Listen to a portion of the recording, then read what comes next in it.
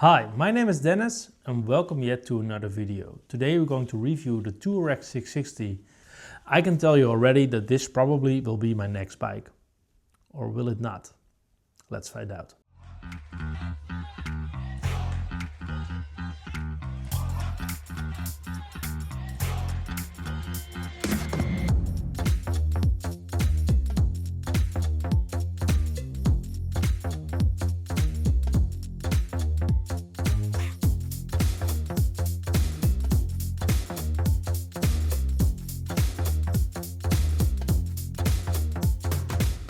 We're going to talk about off-road handling, on-road handling. We're going to talk about highway riding, maintenance, engine character, looks, the technology, what separates the rally from the normal Tuareg, the competition, and of course my final conclusions.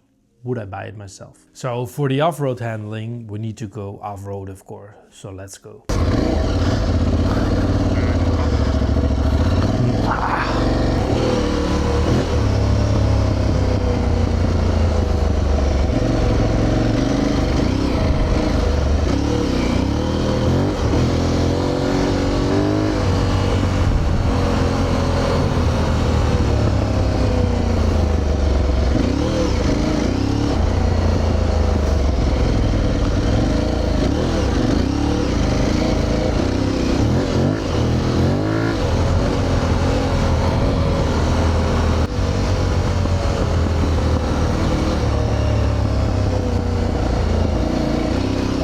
So short summary of the off-road handling. I think it's a really good bike off-road. It really surprises me. I think it's pretty light. The engine, people say that it doesn't have enough torque, but this one has a different mapping and I really like the engine. The traction control was a little bit intrusive at the start, but I managed to figure out how to turn off the traction control, and with that all the problems suddenly disappeared. I think what makes this bike so good is the ergonomics off-road. I think for me, as a person that is around 1.86 meters, the ergonomics are perfect.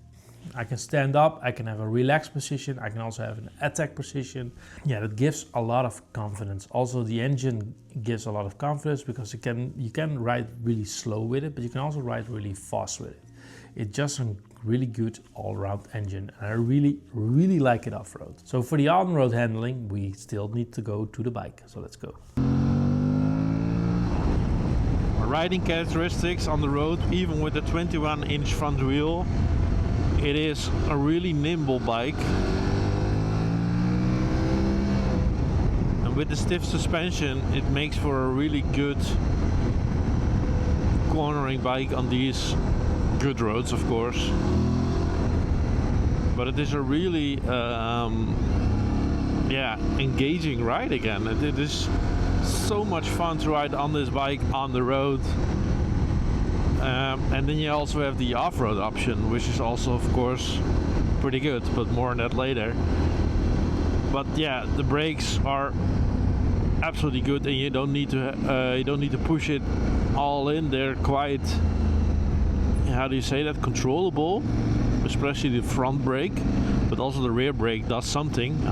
I've had bikes in the past that didn't have a really good rear brake, multi-strider, but yeah, this one has a really nice set of brakes. Both are Brembo brakes, I think on the front 320mm, not sure. But yeah, those brakes are absolutely phenomenal and really good. Ooh, look at this beautiful sun. So and pretty dosable, so that's also really nice. I've had brakes before, again, that were not that dosable and they are quite bitey. And a bitey brake is pretty okay on the road, but if it's too bitey, then off-road you will have a bad time. So as you can see, the on-road handling was just as good. This bike is really the Swiss Army knife of bikes. I think it can do both really, really well. Of course, it's not a 1300 GS, but it is really exciting, both off-road and on-road. So I also did some highway riding. I did about 2 hours on the way back from the TRET track, so the Trans-European Trail track. And 2 hours on the highway. I did 130 kilometers an hour, 150, 160, 170 at short stands, of course. But yeah, it was really good. I did get a little bit of buffeting, but it is the rally version, so with the rally screen, but I'm sure that with the bigger screen, it's almost perfect. So maintenance is also really interesting. It just has a normal oil change of around 10,000 kilometers or 1 year, depending on how you use it. If you use it a little bit more off-road, I think it's wise to make sure that you clean your air filter a lot more than 1 time a year, and also change your oil 1 time a year. But all in all, I think 10,000 kilometers is really quite an acceptable number. So we need to talk about the engine character, and we need to do that on the bike. Okay, first talk about how the engine performs on the road. I think it's a very nice engine. It's quite controllable, also with, now it's cold, but also with slow maneuvering.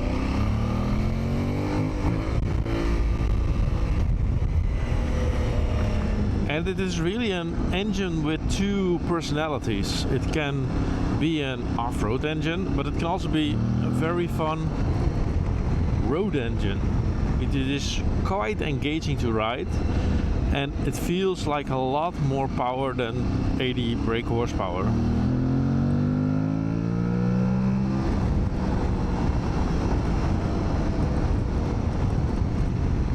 Also, the sound is really good. It's quite balanced, but I wouldn't do anything about it. The only thing I would change maybe is new headers in titanium, but that is more because I want to make sure that the heat of the catalyst is not that extreme. But that's the only gripe I have until now.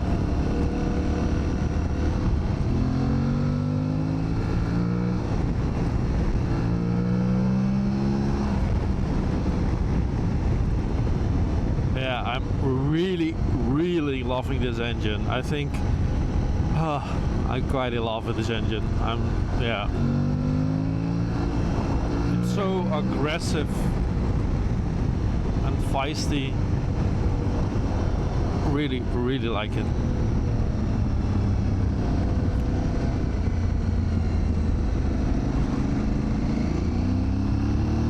The tech on this bike is quite extensive.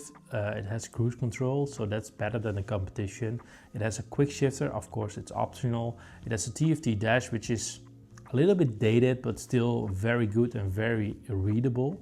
It's the same as on the V1, the Mandello, and some other Guzzi's and some other Aprilias, but it is quite acceptable. I do think that they need to change the graphics a little bit, but it's okay. You can change a lot of riding modes. You can also set them individually, so you have an individual riding mode, but you can also change the off-road mode, you can change the road mode, or the all those kind of modes, explore mode I think that it's called. I think it's a really good package of tech and features, and also what I really like is the headlight. I think it really stands out. It's separate from the normal ADV bikes that you see on the road. It is typical Aprilia, so it looks a little bit like the RS660, which I really like. And the tail light, yeah, some people hate it, some people love it. It's at least LED, and I do think I like it, especially from the back and when it's lit up. So the elephant in the room, it's around 2,000 euros more, maybe sometimes 3, depending on which country you live in. 3,000 euros more, so that's around $2,500 more than a normal Tuareg. And yeah, that is translated in a lot of quality parts. What I like the most is of course the SC project. It's not a full system, but it is a titanium slip-on. It saves some weight and the sound is almost perfect.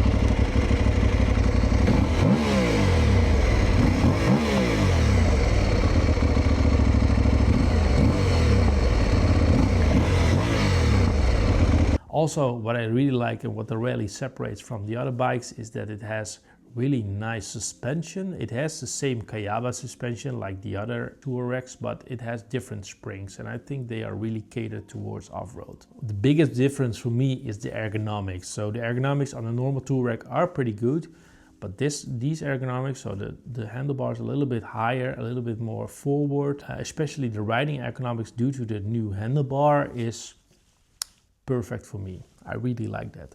Also, what you also get with the Tuareg Rally is, of course, a reinforced skid plate, which is pretty good. Lighter and smaller, so less wide, so narrow wheels. Also no tubeless, but tubes, so it's a little bit stronger when you're riding off-road. And of course, you get the beautiful high fender. For me, all those things are really worth the extra money. What do you think? Do you prefer buying the normal Tuareg and just spec it out to a rally and maybe a little bit to your own taste? Or is it better to just buy this one and be done with it? Let me know down below in the comments. I've owned a lot of ADV bikes, and I think comparing this bike to the competition is pretty easy. So let's go to all my ADV bikes that I've owned until now, and let's see how it compares to them. And then we're going to check how it compares to the current ADV bikes.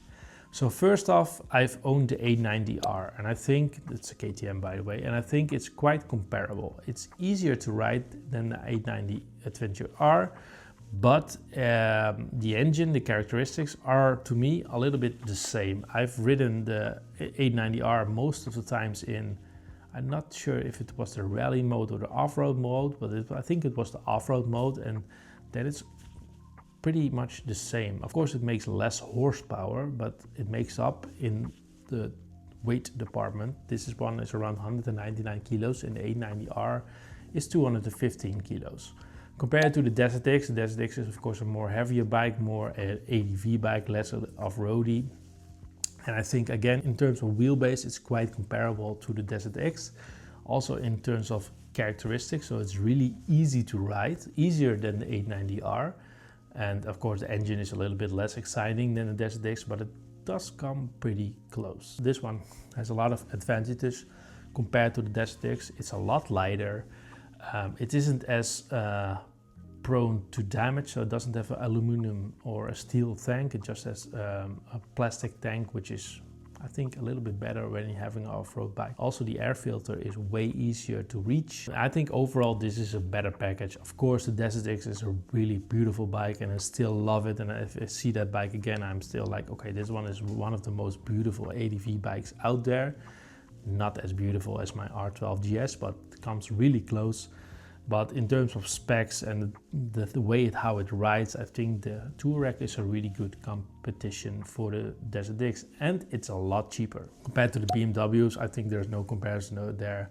BMWs are really high quality bikes, but they're mostly road bikes and they're pretty heavy. And this bike is a lot lighter than all the GS's, except maybe for the HP2, which is technically not a GS. Then compared to the R12 GS, that's also really interesting. In terms of looks, the R12 GS beats it to a pulp. I think this bike isn't the best looking bike. It looks really interesting. It looks really utilitarian, the same as the GS's, but not as the R12 GS. In terms of performance, I think it's way more exciting than the R12 GS and also much better off-road, especially if you compare the clutch work. So we have a wet clutch over here. With the R12 GS we have a dry clutch. All in all, if I'm honest, I think this is the best bike I've ridden off-road until now.